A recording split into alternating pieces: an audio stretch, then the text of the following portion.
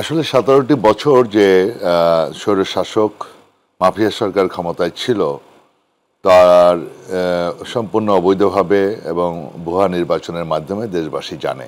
সংস্কার এটা চলমান প্রক্রিয়া। এখন সংস্কারের যে গতি এটা খুব স্লো দেখা যায়। আমরা মনে করি যে এটা পদ্ধতিগতভাবে এবং কাস্টমসের দিক থেকে এটাকে সঠিক করেন নাই ওনারা। এজন্য আমরা সরকারের কাছে ব্যাখ্যা চেয়েছি। সংস্কার যেগুলো যৌক্তিক দরকার, মৌলিক সংস্কার দরকার, বেশি তো না, 5টা ওনারা সংস্কার কমিশন করেছেন। আসসালামু আলাইকুম প্রিয় দর্শক, মাহবুব সৈকত প্রত্যেককে আমন্ত্রণ জানাচ্ছি মাই টিভি সংলাপে। দর্শক, আপনারা জানেন যে আমরা এই সংলাপে সমসাময়িক এবং গুরুত্বপূর্ণ বিষয় নিয়ে কথা বলি। আমরা আপনারা যে বিষয়গুলো আপনাদের মনের মধ্যে উকি দিচ্ছে, দেশ নিয়ে, দেশের রাজনীতি নিয়ে, কোথায় যাচ্ছে দেশ, আগামী নির্বাচনের বা খবর কি, যে বিষয়গুলো আপনারা জানতে চান, সে বিষয়গুলো আমরা আলোচনা করি সংলাপে।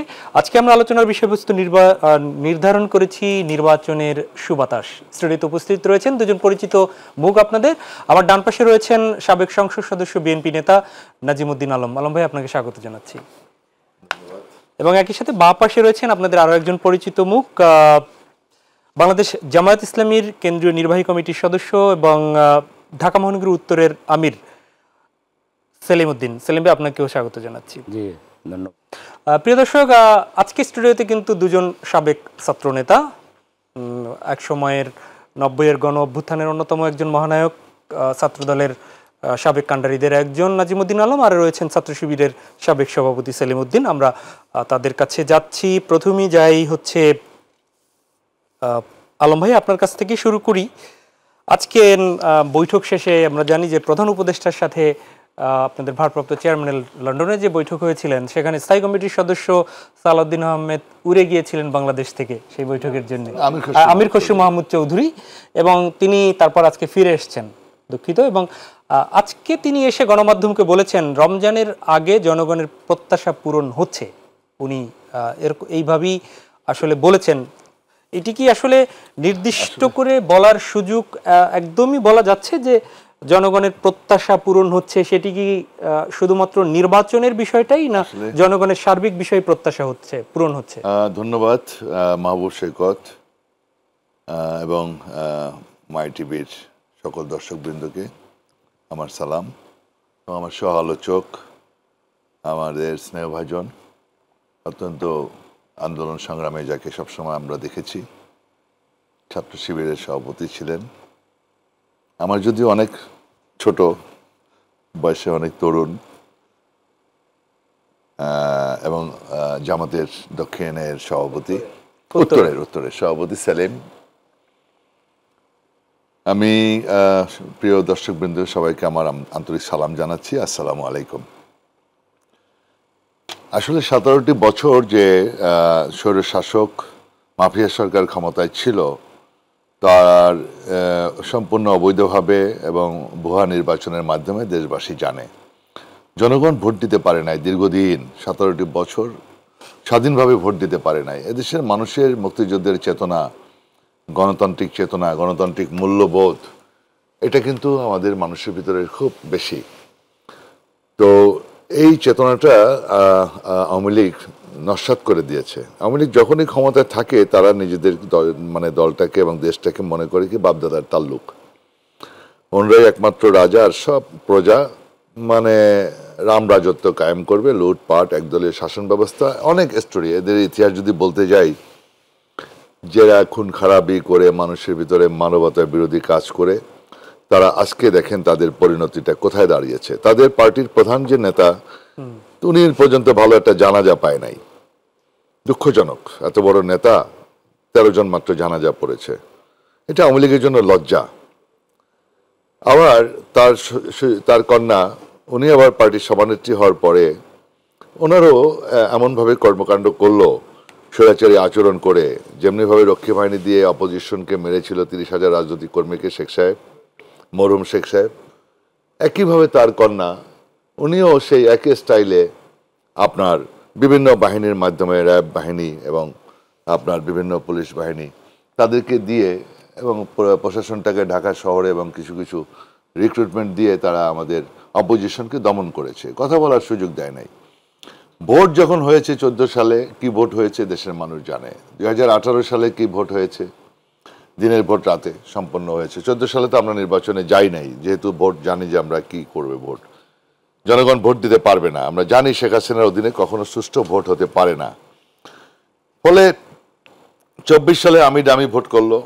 এখন মানুষের কিন্তু অনেক বছর যাবৎ ভোট দিতে পারে না। আজকে দেখেন নতুন প্রজন্ম, এরা ভোট দিতে পারে নাই। 17টি বছর আমরা ভোটের অধিকারের জন্য আন্দোলন করেছি। গণতন্ত্রের চেতনা, গণতান্ত্রিক, এটা বিশ্বে সমাদৃত, বিশ্বে এটা সমাদৃত যে গণতান্ত্রিক আপনার মূল্যবোধ এবং গণতান্ত্রিক প্রক্রিয়ার মাধ্যমেই আপনার দেশ ডেভেলপ হতে পারে, দেশের সোশ্যাল সিকিউরিটি ডেভেলপ করতে পারে, দেশের উন্নয়ন হতে পারে এবং আইনের শাসন কায়েম হতে পারে, সামাজিক নিরাপত্তা নিশ্চিত হতে পারে। এটাই আস্তে আস্তে ধারাবাহিকভাবে হচ্ছে। আমাদের তো আসলে বারবার তো গণতন্ত্র আপনার মুখ থুবড়ে পড়ে, গণতন্ত্রের উপরে বারবার আঘাত হানে বিভিন্ন কারণে। আমরা দীর্ঘদিনের প্রত্যাশিত অনুযায়ী ভোট, আমরা এবার একটা জুলাই আগস্টে একটা বিরাট আন্দোলন হয়েছে। বিএনপি, জামাত, হেফাজত, আমরা দীর্ঘ বছর যাবৎ চেষ্টা করছি ভোটের অধিকার ফিরে আনার জন্য। গণতান্ত্রিক প্রতিষ্ঠান গড়ে উঠবে, গণতান্ত্রিক প্রতিষ্ঠান তো আওয়ামী লীগ ধ্বংস করে দিয়েছে। এটার জন্য আমরা দীর্ঘদিন আন্দোলন করছি ভোটের জন্য। তো এখন আপনার গণতান্ত্রিক একটা সরকার প্রতিষ্ঠার জন্য অন্তর্বর্তীকালীন সরকার আসছে। জুলাই আগস্টের যে একটা সংগ্রাম হলো, এদেশের ছাত্ররাই কিন্তু আসলে বিপ্লব করে, সংগ্রাম করে। যত গণঅভ্যুত্থান বলেন, আন্দোলন বলেন, 52, 62, 69, 71, আপনার 90 এবং জুলাই আগস্ট, প্রত্যেকটা আন্দোলনে কিন্তু আমাদের এদেশের ছাত্র সমাজকেই কিন্তু সামনে আগায় আসে, নিশ্চয়ই পিছনে মুরব্বীরা থাকে, জি, সকল রাজনৈতিক দল। ফলে এখন একটা জুলাই আগস্টে যে একটা মাধ্যমে যে একটা গণঅভ্যুত্থান হলো, মাফিয়া সরকার বিদায় হলো, নির্লজ্জ বেহায়ের মতো পালায় গেল, পার্টির চিফ সহ তার সাঙ্গপাঙ্গ যত আছে সব, এ টু জেড, গ্রামগঞ্জে আপনার আওয়ামী লীগের টোকাই পর্যায়ের নেতারাও সব পালাইছে, নিচের পর্যায়ের। এখন জনগণের ভোট, এটা তো জনগণ ভোট দিতে চাইবেই। তো একটা অনিশ্চয়তা, আমাদের একটা শঙ্কা ছিল যে এই সরকারের যে আপনার নির্বাচন, এটা তারপরে এর আগে হলো বিচার সংস্কার, এটা চলমান প্রক্রিয়া। এখন সংস্কারের যে গতি, এটা খুব স্লো দেখা যাচ্ছে। বিচারের গতি তাও স্লো, একটা মাত্র চার্জশিট হয়েছে। তো এখন এই স্লো দেখে এদিকে আমরা দেখতেছি যে অর্থনৈতিক প্রবৃদ্ধির হার 3.5, অর্থনৈতিক নিম্নগতি, তারপরে আপনার এমপ্লয়মেন্ট নাই, এদিকে দারিদ্র বিমোচনের এদিকেও হ্রাস পাচ্ছে, কৃষকদেরও কিন্তু খুব সমস্যা বাড়তেছে দিন দিন, আইন শৃঙ্খলার চরম অবনতি, পুলিশের ভিতরে কনফিডেন্স ডেভেলপ করছে না, পুলিশ দাঁড়ায় থাকে, চুপ থাকে, হ্যাঁ, তাদের ভিতরে যে একটা ওইটা মোরাল স্ট্রেংথ, ওটা নষ্ট করে দিচ্ছে আওয়ামী লীগ। এটাকে একটু বিল্ড আপ করতে সময় লাগবে। এখন আইন শৃঙ্খলাটাও ওইভাবে সুন্দরভাবে হচ্ছে না, ফলে আমরা একটু শঙ্কিত। এদিকে কিন্তু আওয়ামী লীগ লক্ষ কোটি টাকা পাচার করছে, তাদের অনেক টাকা, আর তাদের নেতাকর্মীরা পালায় গেছে, মেন নেতারা, কিন্তু ওদের লোকজন কিন্তু রয়ে গেছে। তো এখন যে কোনো সময় একটা মব জাস্টিস হচ্ছে, ওইখানে হচ্ছে, এখানে প্রোগ্রাম হচ্ছে, সেখানে কিন্তু ওরা ঢুকে গিয়ে সেখানে হয়তো বিভিন্ন ধরনের নাশকতা করতে পারে। আমরা খুব শঙ্কিত। এদিকে তাদের যে মিডিয়াতে যেভাবে প্রপাগান্ডা রটাচ্ছে রেগুলারলি, এই আমাদের বর্তমান ইন্টারিয়াম গভর্নমেন্ট ডক্টর ইউনূস স্যারের বিরুদ্ধে, যেভাবে উনি একজন বরেণ্য ব্যক্তি, সম্মানিত ব্যক্তি, পৃথিবীর কাছে সকলের কাছে গ্রহণযোগ্য, তাকে নিয়ে যা তা বলতেছে। আপনি লন্ডনে দেখেন, উনি গেছে, আওয়ামী লীগের নেতা কর্মীরা কিভাবে তাকে কিভাবে আজে বাজে ভাবে তাকে অসম্মান। নিশ্চয়ই এই জন্য যে আমাদের পার্টি তো রাজনৈতিক দল, বিএনপি বাংলাদেশ জাতীয়তাবাদী দল, এদেশের মাটি ও মানুষের দল, সবচেয়ে একটা বড় রাজনৈতিক দল। তো এই দলের প্রধানের সাথে বা অন্যান্য রাজনৈতিক দলের সাথেও বেশ কয়েকবার স্টেক হোল্ডারদের সাথে বৈঠক হয়েছে। আর চিফের সাথে আমাদের এখানে যেহেতু উনি আসেন নাই বিভিন্ন কারণে, খুব শীঘ্রই আশা করি চলে আসবেন। এই প্রসঙ্গে ওনার সাথে বৈঠক হওয়ার কারণে কিন্তু স্বস্তির একটা ফিরে আসছে এবং একটা আলোচনার মাধ্যমে একটা জিনিস হয়েছে যে আপনার একটা নির্বাচনের দিকে আমাদের যেতে হবে। তো নির্বাচনের তো আমাদের মাননীয় চিফ উপদেষ্টা, প্রধান উপদেষ্টা, উনি কিন্তু বলেছেন যে ডিসেম্বর থেকে জুন। তো ডিসেম্বর থেকে জুন স্যারের জায়গা মতোই তো আছে বিষয়টা, কিন্তু এখন এপ্রিল। কিন্তু এপ্রিল তো আপনাকে বুঝতে হবে যে এপ্রিল মাস হলো প্রাকৃতিক দুর্যোগ, বুঝতে পেরেছি, এসএসসি পরীক্ষা, নানাবিধ প্রবলেম আছে। সুতরাং রোজার আগে এটাই হলো উপযুক্ত সময়। আমি আপনার এই সময়টা হলে স্বতঃস্ফূর্তভাবে স্যার নিজেই বলেছেন ঐতিহাসিক একটা নির্বাচন দিবেন, জনগণ মুখী আছে ভোট দেওয়ার জন্য। লাইন দিয়ে স্বতঃস্ফূর্ত ঈদ উৎসবের মতো একটা ভোট হবে, আপনারা- তাহলে এটি হলো উপযুক্ত সময় SSC পরীক্ষার আগে, রোজার আগে। সেটি আপনারা প্রথম সবচেয়ে চমৎকার টাইম। আপনারা ডিসেম্বর, আমরা তো সরে আসছি, জি, জি, আমরা তো ডিসেম্বরে চেয়েছিলাম। জি জি জি আপনারা এরপরে আমি একটু সেলিম ভাই আপনার কাছে আসি। আপনাদের আমির এবং আপনাদের দলের পক্ষ থেকে বলা হয়েছিল যে রমজানের আগে হলে এটি ভালো জায়গা হচ্ছে যে, এবং এই আলোচনায়ও প্রধান উপদেষ্টার সাথে তারেক রহমানের মিটিংয়ের এই আলোচনায়ও ফেব্রুয়ারি একটা মোটামুটি ধরে নেওয়া হয়েছে। অনেকে মনে করেন যে কথায় ফাঁকফোকর থাকতে পারে। প্রশ্ন হচ্ছে যে এই মিটিংয়ের পরে আমরা দেখেছি যে আপনারা প্রতিক্রিয়া দিয়েছেন, নেতিবাচক প্রতিক্রিয়া অনেক দলই দিয়েছে। তো আপনাদের আলোচনা সেই রমজানের আগে সেখানেই তো সবাই একমতের একটা জায়গায় গেল, তাহলে আপনারা আবার বিরূপ প্রতিক্রিয়া দেখাচ্ছিলেন কেন? এই বিষয়টি নিয়ে একটু যদি ক্লিয়ার করেন। জি, ধন্যবাদ আপনাকে এবং দর্শক শ্রোতাদেরকেও আমার পক্ষ থেকে শুভেচ্ছা জানাচ্ছি। আপনি বিবৃতিটা ভালো করে পাঠ করলে বুঝতে পারবেন আমাদের কনসার্নটা কোন জায়গায়। জি, আমরা জনাব তারেক জিয়া মাননীয় প্রধান উপদেষ্টার সাথে যে দেখা করেছেন, এটাকে আমরা স্বাভাবিক বলেই উল্লেখ করেছি। উনি দেশেও তো অনেক দলের সাথে দেখা করেছেন। জি জি উনি যেহেতু বিদেশে আছেন এই জন্য ওনার সাথে দেখা করেছেন, এটা অস্বাভাবিক কোনো বিষয় নয়।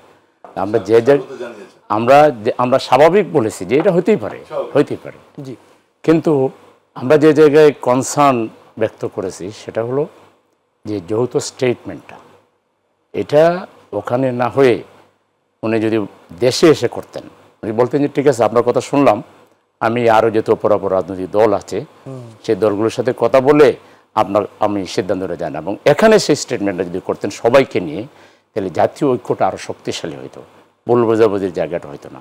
আমার মনে হয় বিএনপি এই জায়গায় কোনো দ্বিমত করার কিছু নাই যে যত বেশি জাতীয় ইউনিটি থাকবে, দেশ যত স্টেবল থাকবে, ততই তো আমাদের সবার জন্য ভোটের পরিবেশের জন্য কেউ একটা সুযোগ নেবে কেন কথা বলার। সেই ক্ষেত্রে যদি এটা ভালো হইতো যে উনি জনাব তারেক জিয়াকে বলতেন যে ঠিক আছে আপনার প্রস্তাব, যেটা উনি বলছেন যে আপনি যেটা বলেছেন, উনি দুইটা শর্ত দিচ্ছেন যে যদি সব কাজ শেষ হয়, বিচার শেষ হয়, এটা শেষ হয়, সব প্রস্তুতি সম্পন্ন হয়, তাহলে হতেও পারে। সেই জায়গায় ওইখানে কোনো সমস্যা নেই। টাইম নিয়ে আমরাও তো আগে বলেছি, আমাদের আমি ডক্টর শফিকুর রহমান সাহেব আমেরিকান একটা কূটনৈতিক গ্রুপের সাথে দেখা করার পরে সাংবাদিকদের এপ্রিলে এই কথা বলেছেন যে দেখেন প্রধান উপদেষ্টা যে জুন বলতেছেন, 22 জুনের মধ্যে May June impossible, quite impossible, ওই সময় পুরোটাই নির্বাচনের জন্য পরিবেশ নেই। তাইলে ওনাকে হয় এপ্রিলে করতে হবে কিছুটা, আর না হইলে উত্তম সময় হলো এটা রোজার পূর্বে করা। রোজার পূর্বে করা, এটা ডক্টর শফিকুর রহমান সাহেব প্রথম বলেছেন। টাইম নিয়ে আমাদের কোনো সমস্যা নেই। এই ভুল আমাদের কথা হচ্ছে যে পদ্ধতিগত যে ভুলটা করছে, এই ভুলটা আসলে ওনার টিম যারা সাথে ছিল তারা তাকে ভালো করে সহযোগিতা। এই ভুল বোঝাবুঝিটা কি সরকারের সাথে আপনাদের হওয়ার না? আমাদের কথা সরকারের উদ্দেশ্যে, বিএনপির এখানে কিছু করার ছিল না। বিএনপির সাথে হয়েছে, বিএনপি কি বলবে না আমরা করবো না, এটা তো হয় না। কিন্তু এখানে সরকারের সাথে যারা ছিল এবং প্রধান উপদেষ্টা নিজে সতর্ক থাকা দরকার ছিল যাতে জাতীয় ইউনিটিতে কোনো, উনি তো জাতীয় ঐক্যমত্য কমিশনের সভাপতি, তো ওনার তো মাথায় রাখতে হবে যাতে ঐক্যমতের জায়গায় কোনো ইয়ে না হয়, কোনো ধরনের প্রশ্ন না ওঠে। আমরা এখন ওনাদের কাছে ব্যাখ্যা চেয়েছি যে ওনারা আসলে মানে কি করতে চেয়েছেন বা কি, ওনাদের কাছ থেকে আমরা আশা করি যে জনগণের মধ্যে যে কোনো পাবলিক পারসেপশন যদি একবার নেগেটিভ হয়, ইউনূস সাহেবের প্রধান শক্তিটা কি? প্রধান শক্তিটা হলো পাবলিক পারসেপশন তার পক্ষে, এবং সেই জায়গায় উনি যদি ডিসপোর্টেড হয়ে যান তাহলে জাতির জন্য এটা তো বড় একটা অশনি সংকেত হবে। আমরা এই জায়গায় কথা বলছি। গ্রহণযোগ্যতা অনেক কিছু কিছু দল যারা ফ্যাসিবাদ বিরোধী আন্দোলনে ছিলেন তাদের অনেকে এটি কি বলেছেন যে প্রধান উপদেষ্টার গ্রহণযোগ্যতা নিয়ে প্রশ্ন তুলেছেন। এই বিষয়ে জামাত তো কি সেরকম মনে করে যে গ্রহণযোগ্যতার কোনো ঘাটতি কি মনে করে? এখন পর্যন্ত সেরকম কোনো জায়গায় গিয়েছে? আমরা সরকারের এই কাজটাকে আমরা মনে করি যে এটা পদ্ধতিগতভাবে এবং কাস্টমসের দিক থেকে এটাকে সঠিক করেন নাই ওনারা। এজন্য আমরা সরকারের কাছে ব্যাখ্যা চেয়েছি। আমরা ব্যাখ্যা পেলে বুঝতে পারবো যে ওনারা কোন জায়গা থেকে কিভাবে করেছেন। এখনই আমি এটা বলতে চাই না যে সরকারের গ্রহণযোগ্যতা তোলানিতে চলে গেছে, এর জটিল কিছু না, ওনারা নিঃসন্দেহে একটা ব্যাখ্যা দিবেন। রমজানের আগে জনগণের প্রত্যাশা পূরণ হচ্ছে, এটি আমির খসরু মাহমুদ চৌধুরী বলেছেন। জনগণের প্রত্যাশা মানে যদি সেটি নির্বাচন হয়, আলম ভাই বলেছেন যে নির্বাচনের জায়গাটা মৌলিক, তাহলে বাকি সব জায়গাটা কি মৌলিক উচ্চারণ না করলেও বলেছেন যে মৌলিকত্বের যে জায়গা যে বিষয়গুলো সেটি বোঝানোর চেষ্টা করেছেন। প্রত্যাশা কি শুধু নির্বাচনের সাথেই সংশ্লিষ্ট না অন্যান্য বিষয়গুলো রয়েছে এর সাথে? এইটা তো ওনাকে জিজ্ঞেস করতে হবে। তবে আপনার ওই কথার সাথে আমি একমত, যেন প্রত্যাশা শুধু যেনতেনভাবে একটা নির্বাচন নয়। একটা নির্বাচন হয়ে গেল, কোনো একটা দল ক্ষমতায় এসে গেল, তারাও পরিস্থিতি সামাল দিতে পারবে না যদি রাষ্ট্রের কাঠামোগত মৌলিক সংস্কার না হয়, নির্বাচন কমিশনকে যদি শক্তিশালী করা না হয়, আমাদের যে গণপ্রশাসন আছে এগুলোকে যদি ঢেলে সাজানো না হয়, লেভেল প্লেইং ফিল্ড তৈরি করা না হয়, আরেকটা ইলেকশন দিয়ে দেওয়া হয়, একটা দল ক্ষমতায় এসে যায়, তাহলে এইটা কিন্তু সব সমস্যার সমাধান হয়ে যাবে না। এটা কিন্তু পাবলিক পারসেপশন। এই জন্য আমির খসরু মাহমুদ চৌধুরী সাহেব উনি কি বুঝাতে চেয়েছেন এটা ওনাকে আপনারা প্রশ্ন করবেন। তবে অবশ্যই নির্বাচন হতে হবে, আর সেই নির্বাচনের আগে সংস্কার হতে হবে, সেই নির্বাচনের আগে দৃশ্যমান বিচার হতে হবে। আমরা মনে করি না সব বিচার এই সরকার করে ফেলবে, দরকার নাই। প্রধান উপদেষ্টা এটলিস্ট এতটুকু যেন শহীদ পরিবারগুলো বুঝতে পারে যে না, তারা যে রক্ত দিয়েছে এই সরকার তার কিছুটা হলেও বিহিত ব্যবস্থা নিয়েছে, বাকিটা হয়তো পরের সরকার করবে। কিন্তু দৃশ্যমান কোনো বিচার না করে, হ্যাঁ, তারপরে সংস্কার যেগুলো যৌক্তিক দরকার, মৌলিক সংস্কার দরকার, বেশি তো না, 5টা ওনারা সংস্কার কমিশন করেছেন, তাই না? একটা তো নারী বিষয় গোটার পরে অগ্রসর হয়নি। তো এই 5টার কার্যক্রম তো সম্পন্ন করতে হবে। এই ব্যাপারে একটা ঐক্যমত তৈরি করে জুলাই সনদটা তৈরি করতে হবে। এই জন্য যে জুলাই সনদের মধ্যে এমন কিছু নিয়ে আসতে হবে যাতে রাজনৈতিক দলগুলোর জন্য এটা একটা গাইডলাইন হিসেবে কাজ করে। গণতন্ত্র চর্চা, পারস্পরিক শ্রদ্ধাবোধ, সহিষ্ণুতা এবং ফ্যাসিজমকে আমরা আর কেউ লালন করব না। আমার দলে হোক, অন্য দলে হোক, যেই ফ্যাসিবাদী আচরণ করবে তাকে দল শায়েস্তা করবে নিজে থেকে, দলই তাকে ব্যবস্থা নেবে। কোটি কতক লোকের জন্য গোটা জাতি তো সাফার হইতে পারে না। সেই জন্য আমরা বলছি যে ওখানে এমন কিছু নিয়ে আসা দরকার যেগুলো আমাদের সবার জন্য আগামী দিনের পথ চলা ঠিক করে দিবে। আলম ভাই এবং বিএনপিও এর আগে বলেছে, খুব ছোট্ট করে জানতে চাই, সেটি হচ্ছে যে এই যে লন্ডনে একটা প্রধান উপদেষ্টার সাথে বিএনপির ভারপ্রাপ্ত চেয়ারম্যানের মিটিং হলো, এটিকে তারা স্বস্তির একটা জায়গা বলেছে, বিএনপির জন্য তো বটেই, গোটা রাজনীতির জন্য। তো তারেক রহমান এবং প্রধান উপদেষ্টার সাথে যে বৈঠক হয়েছে তার সিদ্ধান্ত ইসিকে জানানোর আহ্বান জানিয়েছেন আজকে আপনাদের স্ট্যান্ডিং কমিটির সদস্য সালাউদ্দিন আহমেদ। এত তারা কিসের? এটি যেহেতু মিটিং হয়েছে, আপনারা কি এখনো সংশয়ে রয়েছেন যে ইসিকে জানানোর জন্য ওপেন মিটিংয়ে বলতে হচ্ছে কেন? না, দেখেন, আসলে আমার প্রথমে শুরুতে আমি বলেছিলাম যে আসলে এই সময়টাই হলো যৌক্তিক সময়। নির্বাচনের একটা পরিবেশ লাগে, একটা উৎসব মুখর পরিবেশ, প্রাকৃতিক একটা সৌন্দর্য, প্রাকৃতিক পরিবেশ, এগুলো কিন্তু মাথায় রেখে কিন্তু তারিখটা নির্ধারণ করা উচিত। আপনি দেখবেন যে নির্বাচনগুলো যখন আপনার অক্টোবর, নভেম্বর, ডিসেম্বর, জানুয়ারি, ফেব্রুয়ারি ম্যাক্সিমাম, এরপরে আর যাওয়া যায় না। এর ভিতরে এই মাসগুলির ভিতরে যদি নির্বাচনগুলি সাধারণত ভালো হয় এবং আমাদের জন্য, আমাদের দেশের জন্য সুবিধা হয়, প্রাকৃতিক আপনার সমস্যা আছে, বন্যা টন্যা হয়, প্রাকৃতিক দুর্যোগ, তারপরে এসএসসি পরীক্ষা, হ্যাঁ, বিভিন্ন রকমের, তারপরে রমজানের মাসে তো আপনি ক্যাম্পেইন করতে পারবেন না। তারপর আরেকটা ব্যাপার হলো যে আপনার খুব সামার, মানে খুব টেম্পারেচার খুব হাই, এবং অনেক সময় হিট স্ট্রোক করবে। আমাদের ছেলেপেলেরা যখন ক্যাম্পেইন করবে হিট স্ট্রোক করতে পারে, আপনি দেখবেন ওই সময় অনেকে হিট স্ট্রোকে মারা যায়। তো ফলে কতগুলো সমস্যা আছে এই টাইমটায়। তো সেই কারণে এখানে আমাদের টাইমটা একটু আগায় নিয়ে আসছে। সে তো আমাদের তার নিয়মের ভিতরে তো আছে ডিসেম্বর থেকে জুন। তো ডিসেম্বর থেকে জুনের ভিতরেই তো মাননীয় প্রধান উপদেষ্টা, এমনকি জামাত ইসলাম, হ্যাঁ, আমাদের আন্দোলনের একটা শক্তি ছিল, ফ্যাসিবাদ বিরোধী আন্দোলনে একটা শক্তি ছিল, তারা অনেক নির্যাতিত, আওয়ামী লীগ তাদেরকে অনেক নির্যাতন করছে, আমাদের হেফাজতকে নির্যাতন করছে, আমাদেরকে করেছে, বিএনপিকে তো 17 বছর আমাদেরকে, আমাদের নেত্রীকে কিভাবে অপমান করলো, লাঞ্ছিত করলো, কিভাবে আপনার মিথ্যা মামলা দিয়ে, মিথ্যা সাজা দিয়ে জেলখানায় কারাগারে নিক্ষেপ করলো, আমার নেতাকে বিভিন্নভাবে আসতে দেওয়া হলো না। তো আমরা তো বিভিন্নভাবে নির্যাতিত, তো সবাই আমরা নির্যাতিত। জামাত ইসলামও কিন্তু আপনার বিভিন্ন সময় লন্ডনে গিয়েও বা আরও কয়েক জায়গায় মিডিয়াতে, একটু আগে সেলিম সেও তো বলল যে তারাও কিন্তু রোজার আগেই জিনিসটা বলছে। আমাদের মাননীয় প্রধান উপদেষ্টা কিন্তু সেদিক চিন্তা করছে যে বিএনপিও বলছে বিএনপি ডিসেম্বরে বলছে, আর জামাত ইসলাম সেটা একটা রাজনৈতিক দল, হ্যাঁ, তো সুতরাং তারাও বলছে রোজার আগে। তো আমার মনে হয় এটা নিয়ে খুব একটা জটিলতার সৃষ্টি করতে পারে, কিন্তু আমি কিন্তু জটিলতা দেখছি না। আমি দেখছি যে এটাকে মানে সবসময় একটা আওয়ামী লীগ বা ভারত প্রতিবেশী রাষ্ট্র, এটা সবসময় কিন্তু একটা দেখবেন আপনি বিভিন্ন মিডিয়াতে বিভিন্নভাবে আপনার একটা অচল অবস্থা সৃষ্টি করতে চাইবে। এনসিপির সাথে আমাদের দূরত্ব, এনসিপির সাথে আমাদের কোনো বিরোধ হওয়ার কোনো কারণ নাই, জামাতের সাথে আমাদের বিরোধ হওয়ার কোনো কারণ নেই। সবাই ফ্যাসিবাদ বিরোধী।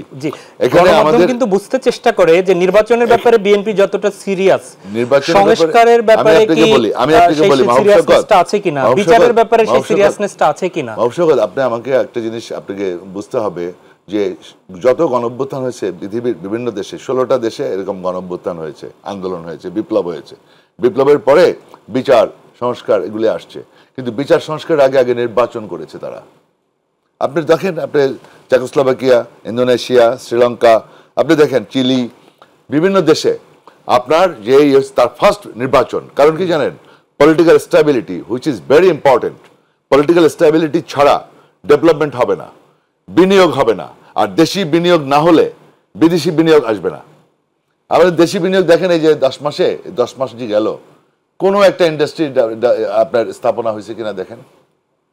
এই যে আপনার বেকার যুবকদের যে বেকারত্ব বাড়ছে, আপনার এগুলো তো চিন্তা করতে হবে। আল্লাহ ভাই, আমি একটু কোট করি, আজকে একটা প্রোগ্রাম হয়েছে ইনকিলাব মঞ্চ, আপনি জানেন যে বিভিন্ন বিষয়ে তারা অনেক সময় ব্রিফ করে। আজকে তারা বলছে যে বিচারের আগে যদি নির্বাচন হয়, এটি শহীদের রক্তের সাথে তারা বেইমানি মনে করে। তারা বিচার এটা হতেই হবে, জুলাই আগস্টের শুধু না, জুলাই আগস্টের 1,500 আমাদের ছাত্র জনতাকে মেরেছে ফ্যাসিস্ট আওয়ামী লীগ। যেভাবে হেলিকপ্টার দিয়ে বিভিন্নভাবে পুলিশ বাহিনী ব্যবহার করে, র্যাব বাহিনী ব্যবহার করে যেভাবে গুলি করেছে এবং আমাদের ছেলেদেরকে মেরেছে, এটার বিচার তো হতেই হবে। পিলখানার ঘটনার বিচার হতে হবে, বিচার হতে হবে। আমাদের ইলিয়াস আলী কোথায়, আমাদের চৌধুরী আলম কোথায়? বিচারের কোনো মাপ নাই। বিচার প্রক্রিয়াটা তারা খুব স্লো করতেছে। বিচার মনে করেন কি আমরা করব না? আমরা ছাড়বো? আমার নেত্রীকে যেভাবে অপমান করেছে বিনা কারণে, 2 কোটি টাকার জায়গায় 10 কোটি টাকা এখনো ব্যাংকে, তাকে মিথ্যা মামলা দিয়ে, মিথ্যা সাজা দিয়ে তারা যেভাবে তাকে চিকিৎসা করতে দেয় নাই। আওয়ামী লীগ ফ্যাসিস্ট, এই ফ্যাসিস্ট আওয়ামী লীগের বিচার হবে না।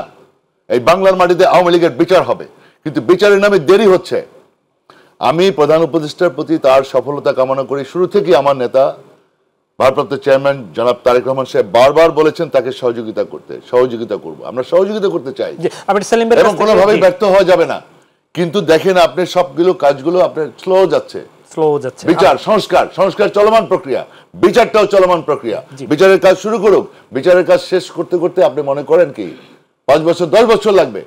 10 বছর ইন্টারিম গভর্নমেন্ট থাকবে, কোন বিনিয়োগ হবে? আপনার ইকোনমিক প্রবৃদ্ধির হার কত? 3.5, 3.3। আপনি চিন্তা করছেন যদি দুর্ভিক্ষ চলে আসে? জি, ধন্যবাদ। আমি সেলিম ভাই সেই জায়গাটি একটু আসি। সংস্কার হলো অনেক দল, আপনারাও বলেছেন যে নির্বাচনের আগে একটা মোটামুটি সংস্কারের পৌঁছতে চান। কতটা সংস্কার দেখতে চান নির্বাচনের আগে, এবং বিচারের কোন অবস্থা পর্যন্ত পৌঁছবে বলে মনে করেন? সংস্কারের বিষয়টা কতটুকু আগাবে বলে আপনারা দেখছেন আপনাদের দৃষ্টিতে? আমরা আশাবাদী, তবে আমি ওনার সাথে একমত যে আসলে বিচার প্রক্রিয়াটা গতি আরো বাড়ানো দরকার। এখানে 10 মাস চলে গেছে, আরো সামনে 8-9 মাস আছে। যদি সিরিয়াস হন, এর মধ্যে অনেকগুলো বিচার সম্পন্ন করা সম্ভব। আমার কাছে লাগে যে গভর্নমেন্টকে আরো এটা নিয়ে বসতে হবে এবং তাদেরকে ওয়ে বাইর করতে হবে। এর করে দ্রুততম সময়ের ভিতরে বিচারের একটা যৌক্তিক পর্যায়ে উপনীত হওয়া। সংস্কার যেগুলো তো আলোচনা চলছে, সংস্কারের বিষয়গুলো তো টেবিলে চলে আসছে কম বেশি, আমরা সবাই একমত, আর যেগুলো না হবে সেগুলো মেজর ডিফারেন্স আছে, সেগুলোর ব্যাপারে প্রয়োজনে পরে পার্লামেন্টে করব, আবার আলোচনা করবে বা এটা করবে, কিন্তু সবগুলি তো আগেই আছে। আমার দৃষ্টিতে বিচার শেষ করতে হবে, এর মানে না যে 1,500 লোকেরই সবার খুনিদের বিচার করা সম্ভব, কিন্তু অ্যাটলিস্ট দৃশ্যমান কিছু বিচার যেগুলো হইলে একটা আস্থা তৈরি হয় অন্তত সেটা। আর বিশেষ করে একটা দেখেন, আমাদের দেশে একটা পাবলিক পারসেপশন আছে, এখানে নাজিমুদ্দিন আলম ভাই যাই বলুন, এটা উনিও ভিতরে ভিতরে একমত হবেন যে পলিটিক্যাল পার্টিগুলো ক্ষমতায় যাওয়ার আগে যে ওয়াদা করে ক্ষমতায় গিয়ে সব ঠিক রাখতে পারে না। এই ব্যাপারে মানুষের আস্থার সংকট আছে। এই জন্য একটা পাবলিক পারসেপশন হলো যে ইউনূস সাহেবকে দিয়ে যতদূর নেওয়া যায়, একটা পর্যায়ে যদি নেওয়া যায় বিচার সংস্কার, তাহলে দেশ আগায় থাকলো। এমন হতে পারে যে পলিটিক্যাল গভর্নমেন্ট আসার পরে এটা একটু স্লো হয়ে যেতে পারে। পলিটিক্যাল গভর্নমেন্ট নানা চিন্তা করে, তার কাছে পাবলিক সাপোর্ট এবং নানা বিষয়ে সামনে চলে আসে, যার ফলে সে স্লো হয়ে যায়। অতীতের কথা বলছি, সামনে হয়তো হবে না। সেই নির্বাচন, সেই পাবলিকের যে একটা অনাস্থার জায়গা, এই জায়গা থেকে এদেশের অনেকগুলো পার্টি মনে করে, আমরাও মনে করি বিচারটাকে একটা দৃশ্যমান করতে হবে। না, আপনারা তো বলেছেন যে আপনারা যদি জাতি যদি আপনাদেরকে দায়িত্ব দেয় আপনারা এই বিষয়গুলো করবেন। তা আপনারা কি মনে করছেন না যে আপনারা রাষ্ট্র পরিচালনার দায়িত্বে যেতে পারবেন না? কি আপনারা আগেই মনে করছেন যে বিএনপি রাষ্ট্র পরিচালনায় যাচ্ছে, নিশ্চিতভাবে আপনারা ধরে নিয়েছেন আমরাই যাব, কথার কথা, জি, বা অন্য কেউ যাবেন, কিন্তু কাজ কিছু যদি আগায় থাকে কোনো লস তো নাই। এই কাজটা যদি এখন তো জাতিসংঘের টেকনিক্যাল টিম পর্যন্ত এখানে অফিস করতেছে এই বিচারকে সহযোগিতা করার জন্য। এই প্রথম একটা ফ্যাসিস্ট গভর্নমেন্টের কার্যক্রমের ব্যাপারে জাতিসংঘ একটা রিপোর্ট দিয়েছে, এবং এটাও আমি মনে করি ইউনূস সাহেবের একটা বড় সফলতা। এটা ইউনূস সাহেব ছাড়া অন্য কেউ এই চেয়ারে থাকলে এই রেজাল্ট আসতো না। ওনার একটা ইন্টারন্যাশনাল ইনফ্লুয়েন্স আছে, ইন্টারন্যাশনাল একটা কন্ট্যাক্ট আছে, সেই কন্ট্যাক্টের কারণে এবং জাতিসংঘ সহ বিভিন্ন জায়গায় তার যোগাযোগ আছে, যার কারণে এটি একটা বড় অর্জন কিন্তু বাংলাদেশের জন্য।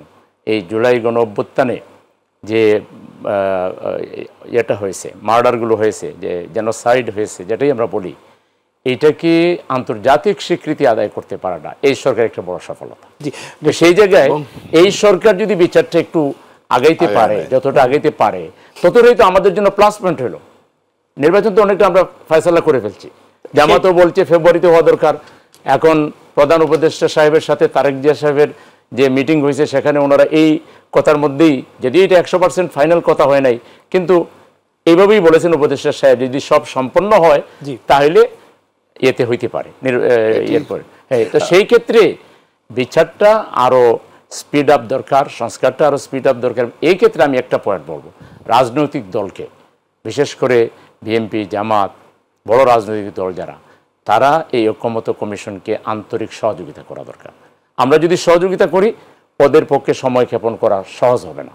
কিন্তু আমরা নিজেরাই যদি টাইম নেই, নিজেরাই যদি সময় ক্ষেপণ করি, তো ওরা এই চান্স নিবে।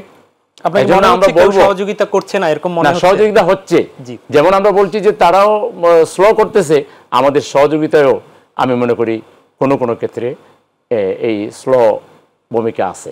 নির্বাচন নিয়ে আপনারা অনেক বিষয় বলছেন, কিন্তু সেই নির্বাচন যারা করবেন, সেই নির্বাচন কমিশন কতটা শক্তিশালী? বা আলম ভাই বলেছে যে এখনো প্রশাসনের রন্ধ্রে রন্ধ্রে এখনো রয়ে গেছে সেই ফ্যাসিবাদের অনেক লোকজন, তাদেরকে দিয়ে আসলে সে একটা সুষ্ঠু নির্বাচন কতটা সম্ভব, লেভেল প্লেইং ফিল্ড কতটা? সাবেক সংসদ সদস্য বিএনপি নেতা নাজিমুদ্দিন আলম, আপনার কাছে নির্বাচন নিয়ে, আপনারা সবাই চাচ্ছেন নির্বাচন, নিশ্চয়ই জনগণও চাচ্ছে, কিন্তু সেই নির্বাচন যারা করবেন, প্রশাসনের ব্যাপারে আপনাদের এখনো আস্থাহীনতা রয়েছে, আপনিই বলেছেন। তাহলে সেই যারা করবেন সেই কমিশন কতটা শক্তিশালী হলো? তাদেরকে দিয়ে নির্বাচন উঠিয়ে নেওয়ার মতো কি অবস্থা তারা অর্জন করেছে? কিভাবে সেই বিচারটা আপনি করবেন? না, জুলাই আগস্টের অভ্যুত্থানের পরে আপনার যে নির্বাচন কমিশন ইতিপূর্বে যে নির্বাচন করছে বিতর্কিত, আর এখন যে নির্বাচন কমিশনটা, তো এটা আপনার জুলাই আগস্টে গণ অভ্যুত্থানের পরে এটা সার্চ কমিটি করে তালিকা হয়েছে, নির্ধারণ করছে, তারপরে একটা যাচাই বাছাই করে নির্বাচন কমিশন, এখানে একটা নির্বাচন কমিশন হয়েছে। তো ফলে নির্বাচন কমিশন, তারা সরকার এখন আলোচনার মাধ্যমে আরও স্টেক হোল্ডার যারা আছে তাদের সাথে আলোচনা করে তারিখ চূড়ান্ত করবে। মোটামুটি তো একটা আলোচনা হয়েছে টেন্টেটিভ, যে এই সময়টা সবচেয়ে ভালো সময়। আপনি মনে করেন যে ফেব্রুয়ারিতে যখন একটা আলোচনা হয়েছে, ফেব্রুয়ারি রোজার আগে, ঠিক আছে, মিডল অফ ফেব্রুয়ারি, যদি 20 তারিখের দিকে 19-20 তারিখের দিকে রোজা হয়, তাহলে আপনি তার আগেই ফেব্রুয়ারির প্রথমার্ধে ফার্স্ট উইক বা সেকেন্ড উইকে হতে পারে। তো এটা যদি হয়, আর এদিকে তো স্যারে আগেই ঘোষণা দিচ্ছে তার ভাষণে, হ্যাঁ, এপ্রিল, তো এপ্রিল আর এই 2 মাস, এপ্রিলে তো আমি বললাম যে প্রাকৃতিক দুর্যোগ, বন্যা, না সেটি আপনি বলেছেন। আচ্ছা, আমরা তাহলে আমরা এপ্রিল- তাহলে কমিশনের 2 মাসের জন্য- সক্ষমতার যে জায়গাটা, তাহলে 2 মাসের জন্য কি একদম সব বিচার সংস্কার সব শেষ হয়ে যাবে? না সেটি বিষয় না, আমি বলেছি যে মানে সুতরাং- এখন সুতরাং যারা আছে তারা ফেব্রুয়ারি টাইমটা একটা চমৎকার টাইম, এবং স্বতঃস্ফূর্তভাবে সবাই আপনার এই জিনিসটা গ্রহণ করবে এবং জনগণ ভোটের টার্ন আউটটা বেশি হবে। জি ধন্যবাদ। আপনার কাছে আসবো ধন্যবাদ। সেলিম ভাই, এই ঠিক একই প্রশ্ন আপনার কাছে। লেভেল প্লেইং ফিল্ড কতটা সামনে আসবে মনে করেন, কতটা জরুরি, আর এই কমিশন কতটা শক্তিশালী মনে করছেন? এই মুহূর্তে কোনো লেভেল প্লেইং ফিল্ডের কোনো কথাই নেই, কোনো লেভেল প্লেইং ফিল্ড নাই। এখন যেভাবে আছে, যদি এই প্রশাসন দিয়ে নির্বাচন হয়, এটা একটা নির্বাচনের গণহত্যা হবে, নির্বাচন হবে না, এটা তামাশা হবে। এটা প্রশাসনকে, প্রধান উপদেষ্টাকে এবং উপদেষ্টা মণ্ডলীকে ঠান্ডা মাথায় তালিকা করতে হবে, ফিট লিস্ট করতে হবে, একদম নিউট্রাল।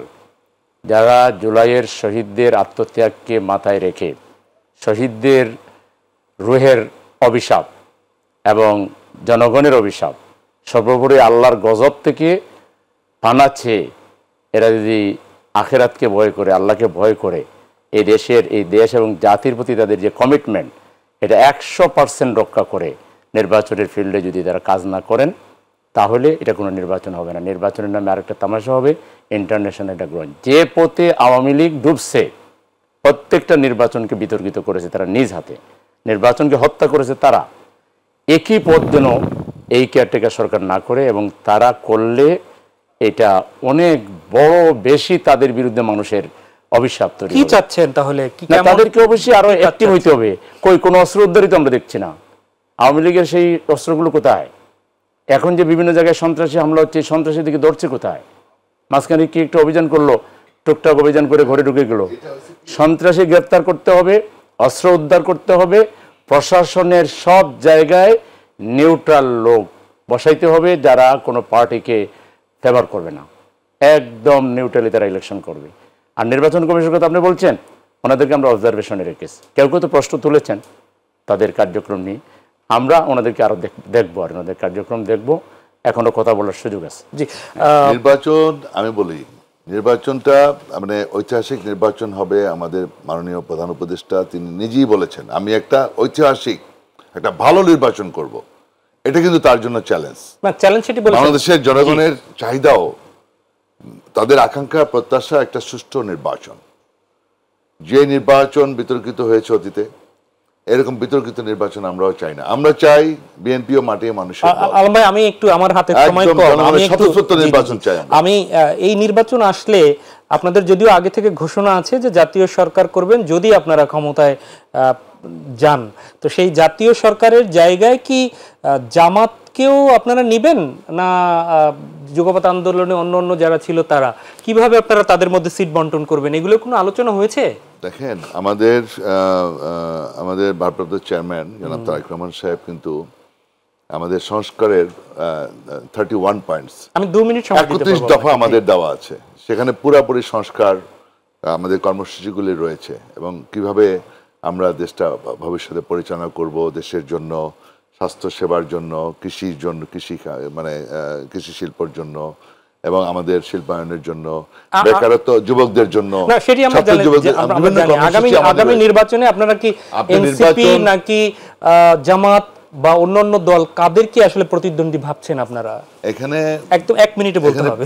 এখানে বিষয়টা হলো কি, আমাদের যারা ফ্যাসিবাদ বিরোধী যারা শক্তি ছিলাম, জি আমাদের সকলকে নিয়েই আমরা সকলের সমন্বয় করেই আমরা দেশটাকে আমরা গড়ে তুলতে চাই। এখানে একটা জিনিস যেটা বলছে সেলিম, যে সুন্দর নির্বাচন, এখন যে প্রশাসন আপনার হঠাৎ করে ঢেলে সাজানো আপনার কোথা থেকে আনবে? সব তো রয়ে গেছে। এখন আমি যতদূর আমি অনেকগুলো নির্বাচন করেছি, এদেশের সেনাবাহিনীর দ্বারা সবকিছু সম্ভব। বিদেশেও তারা অনেক জায়গায় অনেক কিছু সফলতা অর্জন করেছে, বাংলাদেশেও তাদের ম্যাজিস্ট্রেসি পাওয়ার অলরেডি দেওয়া আছে। আরও যদি দায়িত্ব দেওয়া হয়, কোনো সন্ত্রাস, যেটা আমার মাননীয় উপদেষ্টা বলেছেন যে আমি একটা ঐতিহাসিক সুষ্ঠু নির্বাচন দিব, সেনাবাহিনীদেরকে যখন দায়িত্ব দিবে, তারা যখন সমস্ত তাদের কাছে লিস্ট রেডি, কোন কোন উপজেলায়, কোন থানায়, কোন কোন এরিয়ায় কারা কারা মাস্তান, কারা কারা সন্ত্রাসী, কারা কারা দুর্নীতিবাজ, দৈত্য, দানব, এই দানবগুলি এরা যখন হ্রাস করবে, এরা জানে টেকনিক, সেনাবাহিনীর সব টেকনিক জানা আছে।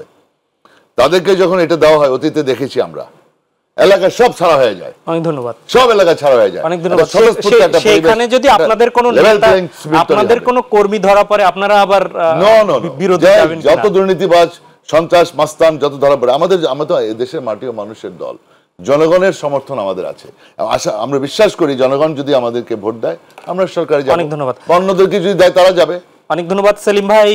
আপনারা এই জাতীয় সরকারে কি আপনারা যাবেন বিএনপির সাথে, আর নাকি আলাদা আপনারা ইলেকশন করবেন? ইতিমধ্যে প্রতীক পেয়েছেন। না, জামাতে ইসলামীর সম্মানিত আমির ডক্টর শফিক সাহেবই কিন্তু প্রথমেই কথা বলেছেন যে আমরা যদি জনগণের ভোটে নির্বাচিত হই, সংখ্যাগরিষ্ঠ আসনে জয়লাভ করি, তাহলে আমরা সবাইকে নিয়ে দেশের শাসন ব্যবস্থা চালাবো, একা আমরা চালাবো না। দেশের আমরা অন্যান্য পলিটিক্যাল পার্টি এবং সামাজিক ব্যক্তিত্ব যাকে যাকে নিলে দেশ ভালো চলবে। আমাদের অনেক মেধা আছে, কিন্তু মানে আপনারাই আগামীতে রাষ্ট্র পরিচালনার মূল আমরা আশা করি, কারণ আমরা গত 10 মাসে জামাত যে স্মার্ট রাজনীতি করেছে, জামাত যে ভদ্রতার পরিচয় দিয়েছে, জামাত যে ধৈর্যের পরিচয় দিয়েছে, জামাত যে উদারতার পরিচয় দিয়েছে, জামাতের আমিরের যে বক্তব্য, দেশ গড়ার রাজনীতি, আমরা আশা করি জনগণ জামাতকে চয়েস করতে পারে। এটা আমরা দৃঢ়ভাবে আশাবাদী। সেক্ষেত্রে জামাত যদি ক্ষমতায় আসে, জামাত চেষ্টা করবে সকলকে সাথে নিয়ে কিভাবে একসাথে দেশ গড়া যায়, সেই চিন্তায় আমরা করব। নির্বাচন যত ঘনিয়ে আসে, আমরা দেখি যে এই যে এখন কাছাকাছি বসা, তখন ফিল্ডে কর্মীদের মধ্যে আসলে দূরত্ব বাড়িয়ে দেয়। এই ঐক্যটা তখন কি ধরে রাখা সম্ভব হবে? এটা সবাইকে করতে হবে যার যার স্বার্থে, কারণ যেই অ্যাগ্রেসিভনেস শো করবে, জনগণের তারা রায় পাবে না। অনেক ধন্যবাদ। এদেশের জনগণ কিন্তু এখন খুব সোচ্চার, সচেতন, অতএব যার যার স্বার্থেই সে নিজেকে সংযত করবে, এটা আমি বিশ্বাস করি। অনেক ধন্যবাদ সেলিম উদ্দিন আপনাকে, এবং অসংখ্য ধন্যবাদ নাজিমুদ্দিন আলম, আপনাদের দুজনকে। প্রিয় দর্শক, এই ছিল আমাদের আজকের আয়োজন। দেখা হবে পরবর্তীতে। আমরাও চাই সবার আগে দেশ হোক, আর সেই দেশের জন্য সকল রাজনৈতিক দল কাজ করুক, আর একটি কল্যাণমূলক রাষ্ট্র গড়তে আসুন, যে যার জায়গা থেকে একটু হলেও ইতিবাচক ভূমিকা পালন করি। আল্লাহ হাফেজ।